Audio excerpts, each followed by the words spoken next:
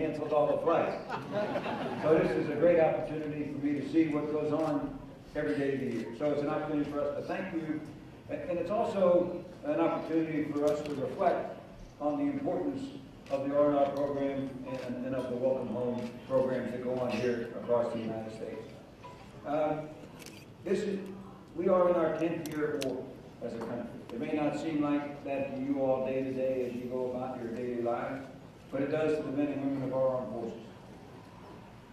And we would not have been able to sustain ourselves through that decade were it not for the support of the American people. And what I saw here today and what I see now is what every soldier who came through that door sees. They recognize that their sacrifice and their sacrifice of their families, it is not only recognized, but it's appreciated.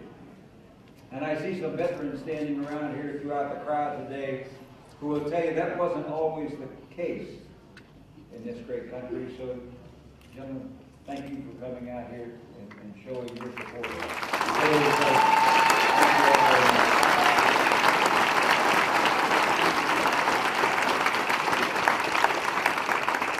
I just want to say a couple of words about the rest and recuperation program. You know, throughout the history of warfare, commanders on the battlefield have recognized the need to pull soldiers off the line.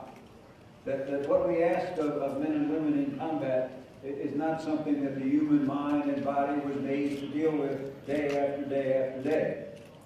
So they've always had to build in a break. And the modern system that we see today really had the beginnings of it starting in World War I. Now, transportation in those days was such that you couldn't bring soldiers back, it'd take too long, so they started pulling them off the line to towns close to the battlefield, and occasionally, if you were lucky, you got a trip to Gate Peru. Things started to pick up in World War II. Douglas MacArthur started a one-week program to Australia for some lucky folks. And as the war went on, soldiers could get a pass to some of the bigger cities in Europe, but nothing like we have today. This really got its start in Vietnam, and it was really 1970 before they started giving soldiers 2 weeks leave and bringing them back to the United States.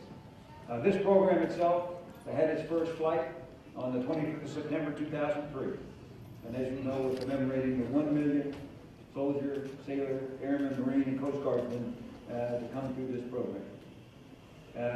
We couldn't sustain ourselves and sustain the resilience that it needs to take to prosecute this war without programs like this. So, thanks to all the folks here in Dallas that make this possible. Thanks to all of you who come out every day and welcome our soldiers, sailors, airmen, and Marines home. And thank you to every American who stops a soldier in an airport, says thank you, picks up the tab, gives up their seat.